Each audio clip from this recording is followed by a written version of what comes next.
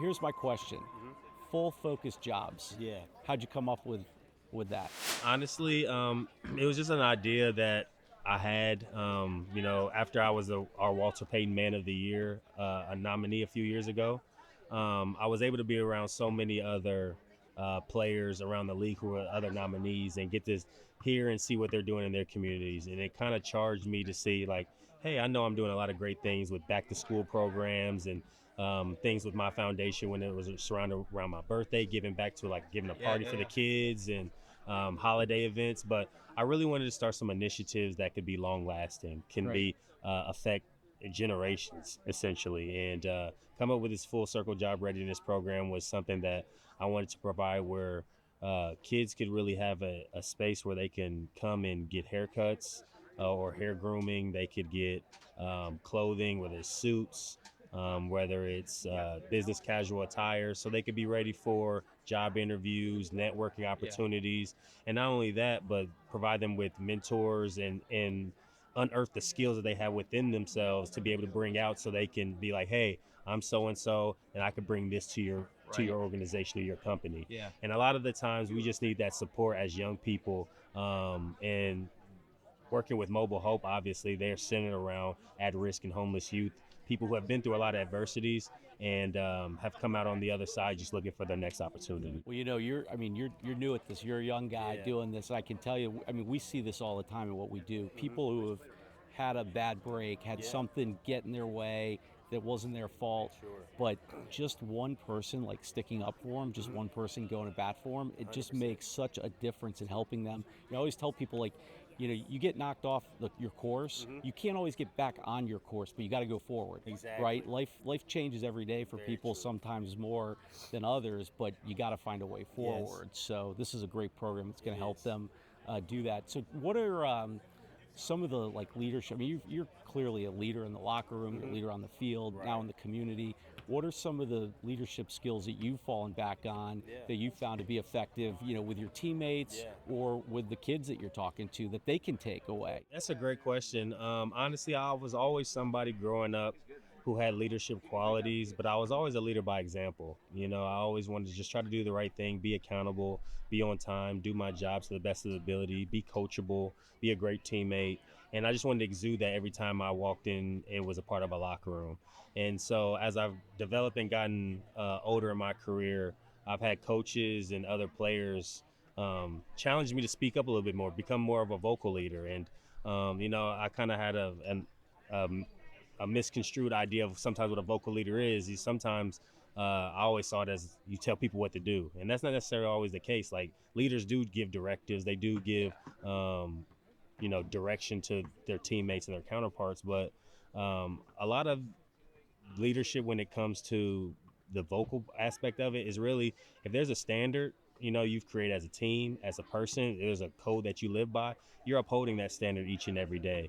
You're encouraging people to be the best version of themselves. You're sharing the walk. Exactly. You're sharing the wisdoms and the understanding that you've been through, that I've experienced in life. I'll just pass that down to the next person, because when I see these young players coming in, achieving their dream, we get to this level, it's like I've gotten here, and yes, that is true, you've achieved the dream of getting to the NFL, but it's so much harder to stay.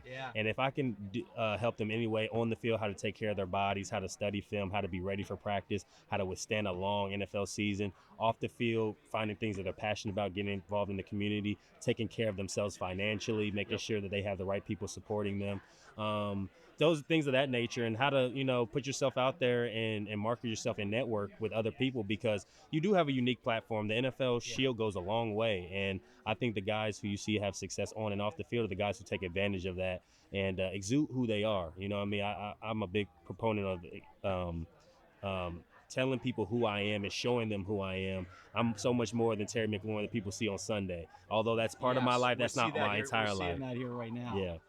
So we just rebranded. We like DC has something about changing names apparently. So, what do you have any tips on like how to keep a culture even when there's kind of like chaos going around you and all sorts of changes? Like, how do you stay focused and keep that culture? Yeah, that's a great question. I think the number one thing when it comes to establishing a great culture is finding the right people. I think, actually, let me take a step back. I think it's having as the leader that you are, having a clear vision that you're not willing to stray from. These are our core values. These are things that we believe in, and these are non-negotiable. You know what I mean? Whether that's accountability, whether that's hard work, perseverance, whatever you deem that is, as a leader, identifying that, so that is the standard that's set. So no matter who walks into your building, this is okay. We know we have to live up to these expectations. So that it creates a clear understanding of what's expected of me every time I walk into the building. Yeah. And then the second thing, which is equally as important, that goes in conjunction with your core values, is the right people. You can have the wrong people and have the right business model or the right structure, and everything starts to crumble because you don't have the right people either able to support, take it the next level, or you know what I mean, they're kind of taken away from your business or your objective. So I think having the right people that fit the culture that you're looking to have, the people that who can help enhance and bring their skill sets into your environment. I think one great thing that I've learned from DQ is we NFL guys, we come from all walks of life, schools, all that stuff. And we all come together in one singular focus of being a part of a team. The goal is to win. And among all that, you get the individual success through the team success. We're not going to sit here and be naive. We all want to have our own individual journeys and have success and move up in our careers. But oftentimes, if we find we can go further with more people than we can by ourselves. And so having the right people who believe in that same vision, who share those characteristics, will really allow you to have them come into your organization and be like, they fit right in, versus somebody who doesn't know what it's like to fight through adversity, who's not really a hard worker. Could they turn it around? Sure. But often trying to find the right people who can help execute the vision is extremely important. Yep. No, that makes sense. So I was born in D.C. I'm one of the rare, actual native Washingtonians. Nice. You've been here, 6-7 years now? Mm-hmm. What's D.C. mean to you? Honestly, DC is unbelievable because of the support that we get in this area. You know, when you give to DC, they give back to you, and that's not just on the field, but it's off the field for myself. I go out each and every day to try to be the best person I can be for my teammates, for my family, for this organization, for the city. I've been really fortunate to do great things in Virginia, in Maryland, and in DC. And so I love them all equally, and I'm just fortunate to have to live in an area that is well versed and has the reach that DC has. I mean, it's the capital of our country, and there's a lot of decision makers and a lot of influential people here that, if done right, you can really make an impact.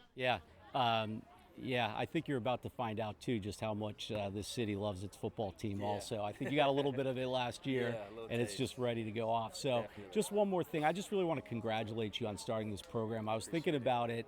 My grandfather used to say, everybody needs to be treated with dignity, right? Respect is earned, but dignity, everybody deserves that. Exactly. And I really think this is going to go a long way towards giving a lot of people that dignity. And, congrats to you on getting it off the ground. I know you wanted to do this, and I'm proud of you. Good luck this season, but more importantly, good luck with all this you do for the community. I appreciate it, Chris, and thank you for being here and being an unbelievable partner and helping me get this off the ground. I wouldn't be able to do this without you and just your shared vision for the community and giving back to where you grew up. You know what I mean, I grew up in Indianapolis, but living here for 7 years, I've really grown an affinity and love for the DMV area, and it's because of the people. And so as many people as we can impact and help is something I'm always looking forward to do. I got a feeling you're going to be impacting a lot of people. I appreciate it. Thanks again. Thanks so much. I appreciate it. Thank Yes, sir. you.